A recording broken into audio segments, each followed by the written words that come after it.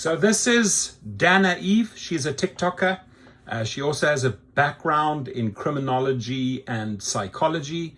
And she says, never accept this in an Uber, Lyft rideshare. Well, what is this? So there's a couple of pointers here that I would take note of, but on the one I completely disagree. So to start off, she says, double check the car's license plate and having the driver say your name before getting is necessary. Absolutely correct.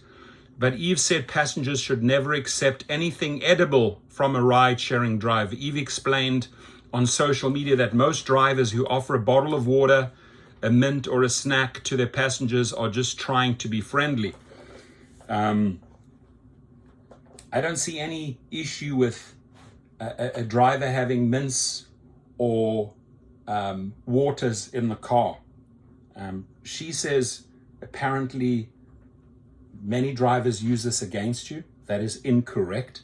She says, however, there is a small chance, a small chance, right? So how many times has this happened? Maybe a handful out of millions and millions and millions of trips, that some of the drivers who offer these goodies do not have the best intentions. I've unfortunately heard way too many horror stories. Well, name them, right? Name all those horror stories. There was one story in the media out of millions and millions of trips, right? Name them if you've heard all these horror stories, Dana. Even if the bottled water or snack is sealed, it's not worth the risk. Politely decline and never ingest anything. There are unfortunately very bad people out there. That is true. And there are also very bad passengers out there. Actually, there's actually more bad passengers out there, Dana.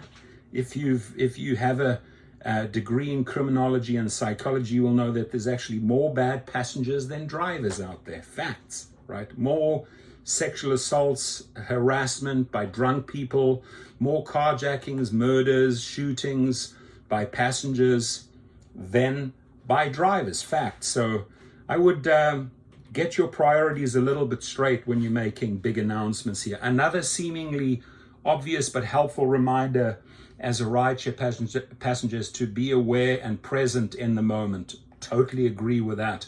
Stay off your phone, head up, and be aware of what's going on. Be aware of the direction you're heading in. That's probably the best statement she made. Be aware of what is going on. A distracted person on a phone, for example, is an easy target. Don't be one.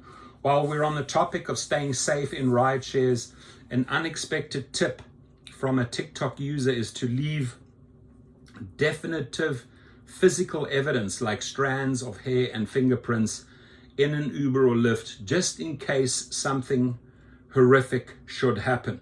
I think the driver should be more worried about that and leave his DNA around, because statistics show that riders attack drivers way, way more than the other way around. Okay, but thanks for that tip, so that maybe drivers can make use of it. This sort of behavior might sound neurotic. Yes, it is a little bit neurotic as a rider, but based on the many shocking comments in the video, this sort of precaution is necessary, especially for women. Point taken. I had an Uber driver lock me in his car until I gave him 5 stars and a nice comment. That is not a common thing. I got kidnapped. He took me to a field. Somehow I talked and manipulated my way out of by being nice to him. That can happen. I will absolutely show you that kidnappings of drivers, carjackings are higher. Some commenters offered other helpful advice. Get in, open the door. Again, always act like it didn't close right. Make sure there's no child lock on. Advised one person, I've always pretended I'm on the phone with someone as I enter. I'll usually be like, okay, I'm getting in the Uber. I'll send you my location. Love you. Bye. Absolutely. Why not? But let me know what you think. Is she being a little bit neurotic? Is she being fair about those statements, those warnings, what to look out for? And please chime in if you are a driver or a rider or a passenger, right? We want to hear your comments. Thank you.